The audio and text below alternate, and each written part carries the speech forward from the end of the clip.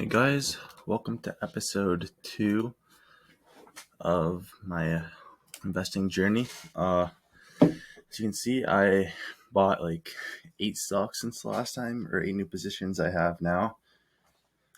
Since my deposit went through Wealthsimple, I have invested this much now into stocks. I had this in my account before, but these are actually, I put this money now. They're now invested in my portfolio. I am down $8.96 all time.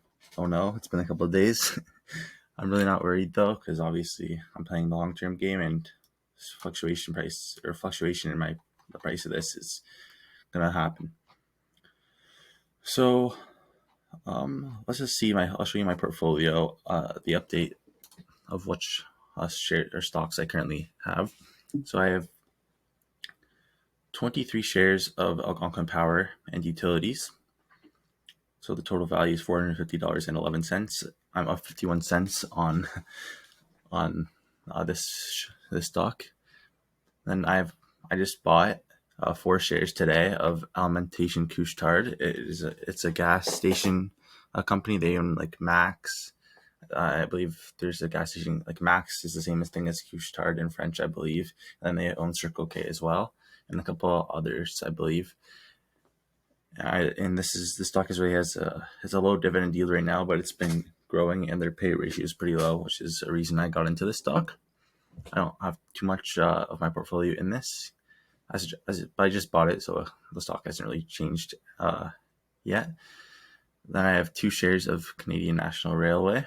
I'm down 58 cents all time on that. I bought 2 shares of Emera. Total value is $118. I'm down 10 cents on that one. I bought that one today as well, along with Enbridge. I bought today. I bought most of these today. 4 shares of Enbridge at total value of $202.92. I am down 60 cents on that. Fortis, I bought 4 shares of that with a total value of $233.12. I'm down 28 cents on that. Manulife Financial, I have 21 shares with a total value of $515.76. I'm down 42 cents on that.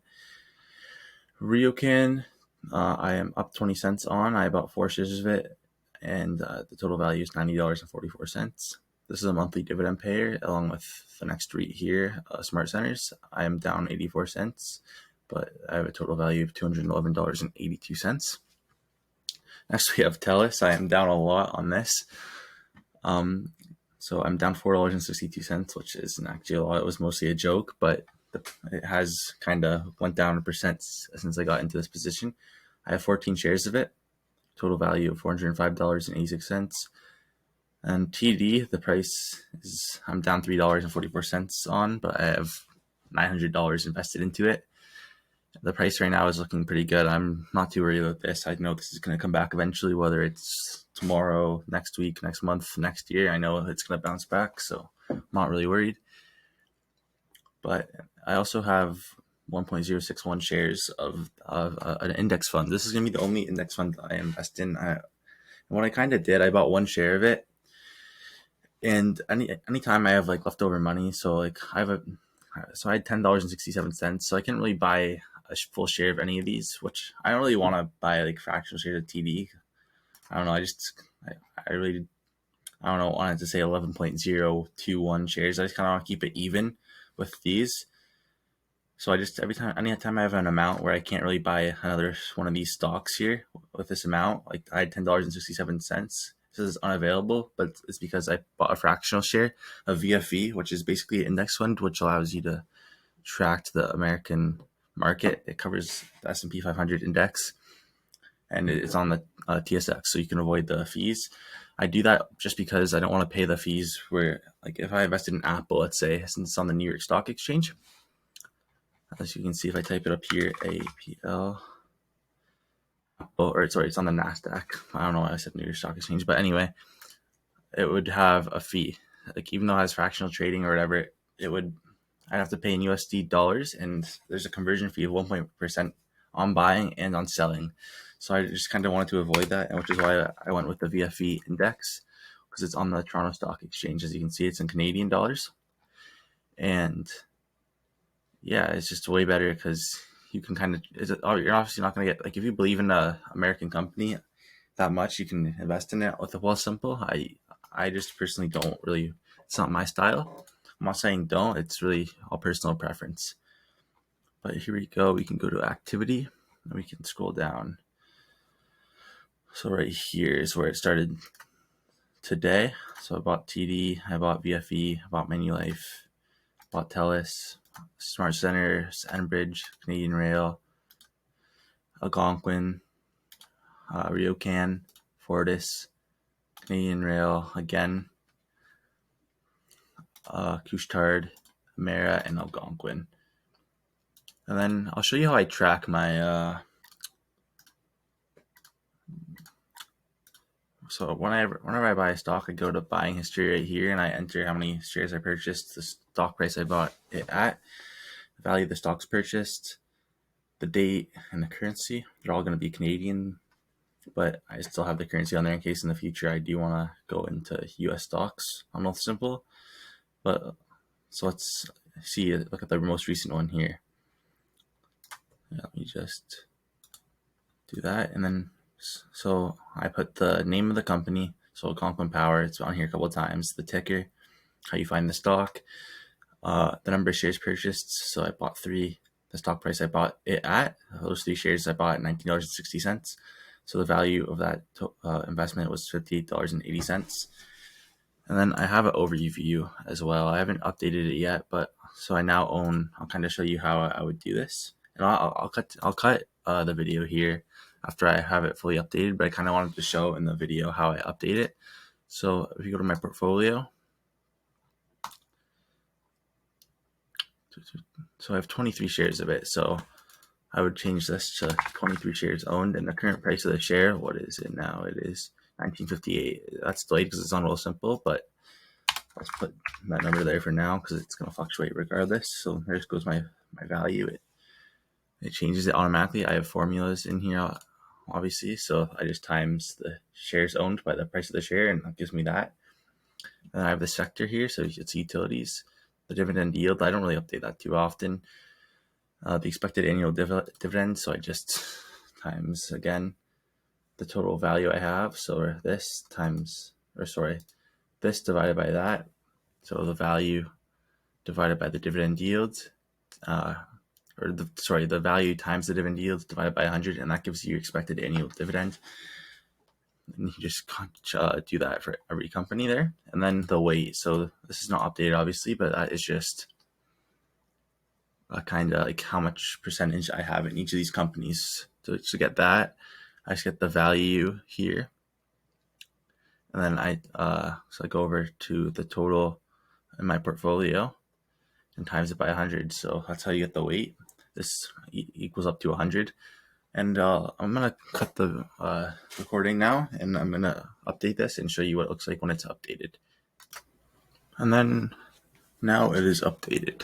So I went through, I added all these manually, and so I do have to update these manually. So I just went on the TMX, or the Toronto Stock Exchange website, and got this stock price and the dividend, and I just entered all this in manually.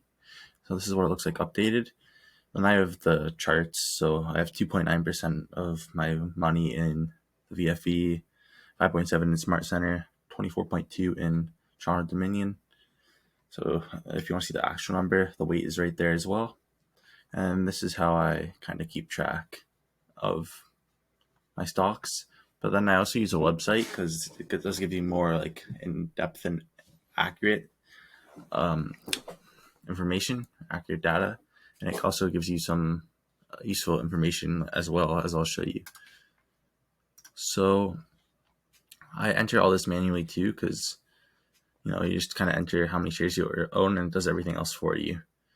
So it says the annual income and all that. So I the reason I have it in here as well is just kind of because I kind of like to see, like, I like entering manually. I like seeing this stuff as well, like having it here and on here. But this shows you like the dividend yield of your portfolio. So I have an average dividend yield of 3.76%. I'd like to get that up to around 4%. And it shows you the annual income, $140. It updates the dividend yield for you as well, which is really nice. So this website is definitely better than the chart I have. I just like to have it in both. And then let's see. So yeah, it just shows kind of all the information I had in the other chart and some more stuff like average cost. But then it also shows expected dividends. So I'm expected to get $12 in September, $18 in October, $3 in November, and so on and so forth. But you can click this thing and it shows view upcoming dividends. So kind of shows you a nice breakdown of everything you're expected to get. So as you can see here, the first one, since it's September 14th today, it will be posted on, this video will be posted tomorrow on the 15th. But I'll get $5.88 in dividends expected on Monday, September 20th. So we can go down here and see, okay, who's this from? It's from Manulife. So the total amount is 28 cents per share, and the total would equal $5.88 for all my shares, and it's a confirmed dividend. So all the ones that say upcoming aren't confirmed. They're likely because the stocks I pick usually pay them, but they always can get taken away. If they're confirmed, they're going to pay you on here. So I do like having this. And on the 23rd, a couple days later, I'm going to get a 35-cent total dividend from Couche-Tard. And then on the 29th, I'm supposed to get 28 cents from my index funds, but it's upcoming, so it's not confirmed yet. And then every month, these REITs, real estate investment trusts, pay me dividends. Smartcentres $1 every month, Riocan 32 cents every month, but those aren't guaranteed yet. And then we have some big ones upcoming. TD, every time they pay, I get $8. But this is kind of very nice to see as well. And it also shows you the diversification as well. So individual holdings, total holdings here. So this website's really nice. It's called Track Your Dividends. It's one of the best websites I've ever seen for keeping track of your portfolio. I just kind of wanted to show you guys how I keep track of my things. So when I get a dividend, I'll enter all this stuff and I'll kind of make an update and show you guys. But yeah, like I can't really show you because I haven't received any dividends yet. So I will enter my dividends into here as well, just to keep track of them when I do receive them, because I kind of want to see, how much I've got from each company and, see how much total passive income I've made so far. And I do want to keep track of it, just make sure I don't go over my contribution limit.